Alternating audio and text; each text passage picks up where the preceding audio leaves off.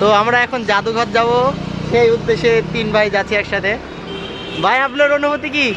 আমি কিছু ভাই লজ্জা হচ্ছে আমার। আসলে সবাই তো জাদুঘর। আপনি ইজ্জত পান্তার করে দেন আমার। আসসালামু আলাইকুম এনাদার ব্লগ। তো আমাদের সেই স্মৃতিগুলো ধরে রাখার জন্য আমরা কিছু কিছু সময় ভিডিও আপলোড দিয়ে থাকি আমাদের ফেসবুক প্ল্যাটফর্মে, যাতে ভবিষ্যতে আমরা সেই ভিডিওগুলো দেখে মানে আনন্দিত হই আর কি। তো আমরা চলে আসলাম আমাদের রাজশাহীর জাদুঘর। এই যে সেই জাদুঘর। তো জাদুঘরে ঢোকার সময় এত সুন্দর সুন্দর ফুল, তো মানে অনেক সুন্দর সুন্দর ফুল ফুটছে। তো আমরা এখন জাদুঘরের টিকিট কাউন্টারের উদ্দেশ্যে রওনা দিলাম। তো টিকিট কাটলাম 3টা, 20 টাকা করে নিল। তো এই আঙ্কেলের কাছ থেকে টিকিটটা কাটার পর আমরা মানে ভিতরের দিকে রওনা দিই। তো আমাদেরকে গেটটা দেখাই দিল। তো আমি মানে জীবনে প্রথম এই জাদুঘরে ঢুকছি। রাজশাহীতে বাসা ঠিক আছে, বাট জাদুঘরের মধ্যে ঢুকে নেই। তো আমার ফ্রেন্ড মুন্না দেখছেন কি অবস্থা, হাই রে, মানে বলার বাহির। তো আমি একটা কথাই বলতে চাই, এই জাদুঘরে কেউ ঢোকাটা না ঢোকাটাই ভালো, কারণ আমি জানতাম না জাদুঘরে এমন অবস্থা যে এটা ভিতর ঢুকলে ইমান আমল নষ্ট হবে, বাট ভালো কিছু আর আশা করা যায় না। তো আমরা জানতাম না, না জেনে ঢোকা হয়েছে। তো জাদুঘরের ভিতরে সম্পূর্ণ জিনিসটাই বলার মতো না, খুব খারাপ, কিন্তু যে ফুলগুলো আছে এইগুলোই দেখার মতো আর কি, আমার কাছে যেটা মনে হলো।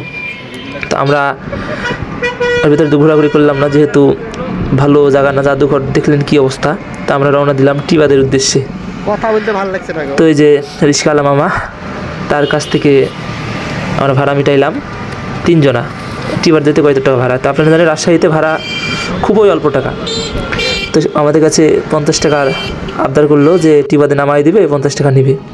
তো আমরা সেটাতে রাজি হলাম। এই যে আমাদের সিএমবি, সে ভাইরাল সিএমবি, ঝিলমিলি বেলুন সিএমবি। তো এখানটায় সে আলপনা আঁকছিল, আমার এখানটায় একটা ক্লাস ছিল, সেই কারণে আমি আর আলপনা আঁকা দৃশ্যগুলো একটু ভিডিওতে দেখানোর চেষ্টা করলাম। তো আমরা রওনা দিলাম টিবাদের উদ্দেশ্যে। এই যে আমাদের রাজশাহী শহরের দৃশ্য আর কি, শহরটা অনেক গুছানো। এই যে আমাদের সিএমবি, যেটাকে বলে রাজশাহী সিএমবি, হয়তো দিনের সময় আসছি, যে লাইটিং করা। তো দৃশ্যগুলো অনেক সুন্দর, যদি আসেন, না আসলে মিস করবেন। আমি আশা করি রাজশাহীতে আসলে এই সিএমবিতে একটাবার হলে সব ঘুরে যাবেন। তো অবশেষে আমরা সিএমবিতে এসে পৌঁছে গেলাম। তো আমার ফ্রেন্ড মুন্না, আমি আর এই যে আমাদের বড় ভাই। তো মানে বলার মতো না যে এত মানে ভালো লাগছিল সেই সময়টা। তো এই যে টিবাদের গেট, তো ভালোই লাগছিল আর কি। আপনাদের সামনের দিক হয়তো দেখাবো টিবার দেখতে কত সুন্দর। বাংলাদেশ পানি উন্নয়ন বোর্ড, এই গেট দিয়ে প্রবেশ করবেন। প্রবেশ করে তার সামনেই দেখতে পাবেন একটা টিবাদের। আসলাম রাজশাহী টিবাতে। ভাই আপনার অনুভূতি বলেন। এই আমাকে লজ্জা দিও না, আপনার লজ্জাতে তোমরা ভাই লজ্জাতে ইয়ে দিছে, কিছু বলতে পারছে না। এরা অনেক লম্বা, আমি অনেক খাটো। দেখুন দেখেন, চাইরি চাইরি ভিডিও করা মজা লাগছে। করছি। এই যে ভাই আমরা জাদুঘরে যাই, এই যে যে টিকিটগুলো মানে আমার খুব রাগ হয়েছিল যে টিকিটগুলো ছিঁড়ে আপনি ভিডিওতে সামনে দেখাবো, যে যারা দেখবেন তারা বিশেষ করে জাদুঘরে যাবেন না, সব জায়গাতে ঘুরেন, রাজশাহীর কোনো জায়গাতে ঘুরতে বারণ নাই, মন নষ্ট হবে।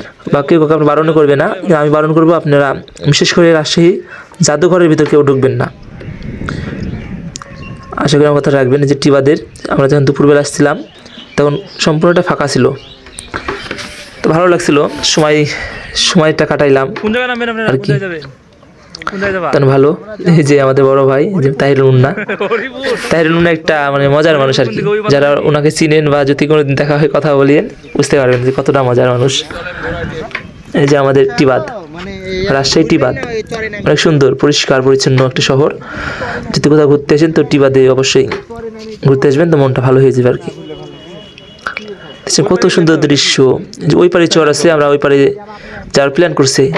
তো ওই পারে গেলে আমার মানে ভালো লাগবে। তো মামার সঙ্গে আমার ফ্রেন্ড মুন্না সে কথা বলছে। কোথায় এর আগে গেছি আমরা, এই থেকে পদ্মা থেকে গেছি। তাহলে তো আমি ওই ইয়াতে দেখতে পারবো। আমি তো ওখানে জয়টা লাগে। না 100 টাকা সম্ভব না। মনে নানতে পারবে।